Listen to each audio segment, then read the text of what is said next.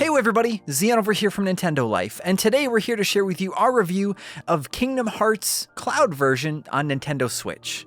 Now this review is a little bit of a tricky one. There are different ways to purchase the Kingdom Hearts Cloud versions on Switch, but today we're going to be talking about the Integrum Masterpiece Collection as a whole, which contains Kingdom Hearts 1, 2, 3, and some of the spin-off games as well. But if you'd like to learn more about a particular game in this review, you can head over to nintendolife.com where we have our full reviews written there for you, and we'll leave links to them in the description down below. Now these reviews were written by the wonderful Stuart Gipp for nintendolife.com, and were reworked for this video by me.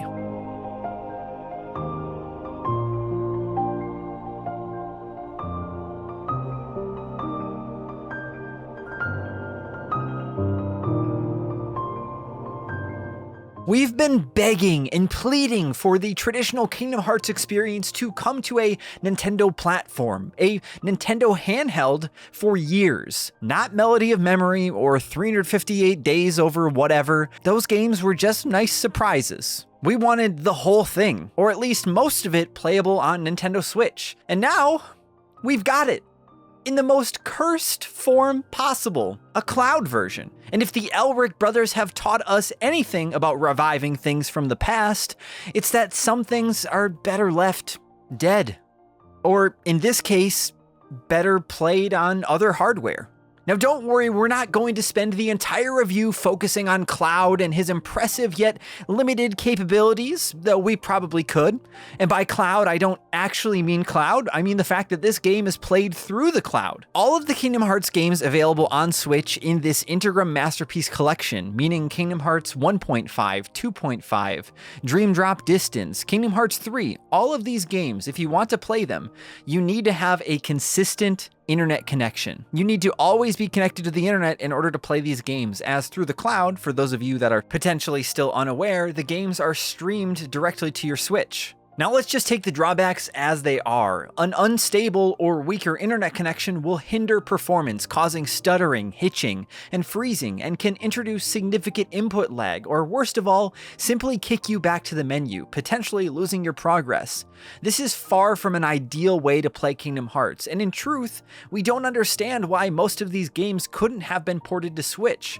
Square Enix and Disney certainly have the resources, and it's incredibly disappointing for fans of this series to see that the company simply wasn't willing or able to invest the time, effort, and funds to make a native port a reality on Switch. The 1.5, 2.5 remix portion of this Kingdom Hearts Integrum Masterpiece package crams in 6 games worth of material. You've got Kingdom Hearts 1 and 2, Kingdom Hearts Rechain of Memories, and Birth by Sleep, all in their traditional playable form. But with the Nintendo DS games 358 over 2 days and Recoded, these are non-playable compilations of cutscenes rather than ports of the games proper. And unfortunately, these two don't stand up as enjoyable movies either. They're just cutscenes, directed as cutscenes and intended to supplement games that are no longer present. They're experiences with pieces missing. Thankfully, the actual playable portions of the package remain as good as ever. Kingdom Hearts, its sequel, and PSP prequel are all presented here in their expanded, content-rich Final Mix forms and offer at least 150 hours of action RPG fun for all. Opinions vary on which game in the series is best, but we'd give the crown to Kingdom Hearts 2, despite a very, very long tutorial prologue. We feel that it offers the most enjoyable set of worlds, set pieces, and fantastic combat of the whole lot. Many favor Birth by Sleep, but we think it's too limited in its scope and reliant on repetition. While revisiting worlds is part of the journey with the Kingdom Hearts series, going to the same not that interesting Disney worlds 3 times minimum per character is a big ask. Now, Kingdom Hearts 2.8 Final Chapter Prologue offers an accomplished remake of the 3DS title Kingdom Hearts Dream Drop Distance HD. This game adds a good deal of new mechanics to the proceedings, not least of the new flow motion combat that allows you to spring off walls, spin around poles, and generally make an athletic nuisance of yourself, running rings around enemies. You'll also be able to play as Riku for the first time since Rechain of Memories, thanks to the polarizing dive feature. Essentially, Sora is on a time limit as the on-screen drop meter fills. When it reaches the top, you'll switch over to Riku and play from his perspective. It's a somewhat seemingly unnecessary addition that really just gets in the way a lot of the time. Thankfully, you can use items to fend off the drop. It's not the most player-friendly idea, especially given if you drop during a boss battle, that boss will regain all of its HP. Ugh. The ludicrous title that is Kingdom Hearts Birth by Sleep Point 2 of Fragmentary Passage obscures what is ultimately an enjoyable little dose of Kingdom Hearts action, following up on Aqua's story. At the time of release, it was something of a teaser for Kingdom Hearts 3, with its beautifully rich visuals and enhanced combat, but nowadays is more of an enjoyable little curio. Bringing up the rear is Kingdom Hearts 3, where combat is more dynamic than ever, and exponentially more flashy. Mobs of Heartless are bigger, but so is your arsenal. Flow motion combat from Dream Drop distance is now augmented with the ability to run on certain walls, taking the fight to air effortlessly. It feels floaty, but in a way that's liberating, empowering. You're enormously strong in Kingdom Hearts 3, but the enemies rise to the challenge. It's a fitting escalation, and the game's environments and exploration have been greatly expanded as well. This game was a long time coming, but we'd say that with the Remind DLC included here, it's a very worthy sequel to the extremely large and feature-packed Kingdom Hearts 2, building on the series by adding features from previous games while remaining faithful to the feel, and delivering a relatively satisfying conclusion to what is apparently the first major arc in the Kingdom Hearts series. Only took them 17 years. Kingdom Hearts 3 is a good game, approaching great, but of course here on the Switch, it's heavily compromised by its cloud-based nature. For all the shade we throw at the concept of cloud versions and the myriad flaws they bring to the table, Kingdom Hearts 3 feels like the only game of the three that actually necessitated a cloud version to run on Switch.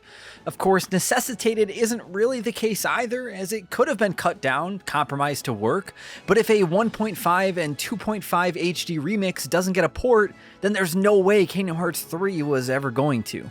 It's really such a shame that the only option that we have to experience this fantastic series on Switch is such a mixed bag. Most everything is here and it's all fully featured and runs beautifully, providing you have a stable connection. When we sat with our Switch on the same floor as the router, we found the game ran at 60 FPS, no stutters and no hitches. Any kind of connection issues, however, can result in input lag, stuttering, out-of-sync music, freezing, or outright crashing out of the game, costing you progress. We have a strong, stable connection, and we lost our session once simply for putting the console into sleep mode for a matter of seconds. The connection would be even more stable if you only played on the TV using an Ethernet cable straight into your Switch, but if you're going to do that, you'd be better to investigate versions of these games running natively on other platforms. Ultimately, there are a ton of potential issues you may or may not run into with these games, and unless you simply have no other choice but to play them on this console, there are seemingly no real advantages to running Kingdom Hearts Integrum Masterpiece on Switch. As fans and players who just want a consistent gameplay experience, it's incredibly disappointing. If you can buy this package on another system, we'd earnestly implore you to do so. It may not be handheld, but at least it would be yours to keep, and it would run reliably and consistently. As it stands, Kingdom Hearts on Nintendo Switch is defined by compromise. We here at Nintendo Life give Kingdom Hearts Integrum Masterpiece Cloud version on Nintendo Switch a 5 out of 10. Now I know you've just been listening to me talk about these games for the past 8 or so minutes, but I want to give you some of my own personal Xeon opinions now. So I dabbled with a bit of each of these games to gather up footage and to, test and confirm that everything that Stu said in this review is true. And honestly, I almost think that I had a worse time than Stu did. I played on a wired connection for the majority of the gameplay in this video. During the Kingdom Hearts 1 gameplay segments, I actually did use a wireless connection. And I think while it was reliable for the most part, the input lag just wasn't great. And I'm not even like a big input lag snob either. Like I can play with wireless controllers and things, but I just didn't love it. And the resolution also isn't as sharp as it would be if we were playing with the games downloaded on the system either. While I watched the intro cutscenes for Kingdom Hearts 1 and 2, though, they both seemed to stutter here and there, and the music would cut out for even only a second. But for how iconic and memorable those intro cutscenes are, somebody who might be seeing those for the first time might get completely pulled out of the experience. The immersion might be broken by the internet connection fumbling a little bit with delivering those videos. I feel like you'd be able to watch just a YouTube stream, of one of these videos on YouTube instead at a higher quality than these games were able to deliver these videos to you in. All of the people that could be experiencing the Kingdom Hearts series for the first time may have a lackluster time with it just because of the way the series was delivered to people on Switch. And I understand it would be a major feat to try and port all of these games over to Switch, but I feel like this just could have been done a little bit differently, and it's a bummer that it wasn't. I will say that I was surprised by how well Kingdom Hearts 3 and the .2 fragmented game with Aqua, I'm surprised by how well those ran on Switch. The cutscenes in particular really surprised me because they were incredibly detailed and smooth, but then when you would actually jump back over to gameplay, I would notice it was a bit more pixelated, and it didn't look as good, but it was still cool to see those games running so well on the Switch in this format. So I think at the end of the day, I think like Stu, I wouldn't really have minded if Kingdom Hearts 3 maybe came to the Switch as a cloud version. I think I would have been a little more disappointed, but at least it would have made more sense. And I've talked about it again, time and time again on the channel, but it baffles me that at least Kingdom Hearts 1 and Kingdom Hearts 2 didn't come to Switch natively, and hopefully maybe someday they will. Maybe Square will be able to find someone that can port Birth by Sleep and the rest of the mainline Kingdom Hearts games over. That would be fantastic. But for now, it's just really hard to recommend that anyone plays these games on Switch. But of course, please let us know in the comments down below if you've given these a shot already on Switch. I know these games have been out for a while now, but we've been incredibly busy here, and I still really wanted to get this big video review out to all of you. So I hope you enjoyed it. I hope you found it useful. Let us know if you've played them and you don't mind the cloud versions. Let us know if you completely hate it. And of course, if you enjoyed this video and you want to see more videos like this, then why don't you go ahead and click that subscribe button quick before it disappears from the cloud forever, and then ring that notification bell to be notified whenever we put up a new video. And that's another thing too that I just remembered that I didn't get to mention, is that if the cloud version, how long is this going to be active on Switch servers? Is it going to be 10 years? I still personally go back and I play games that I bought from 10 years ago.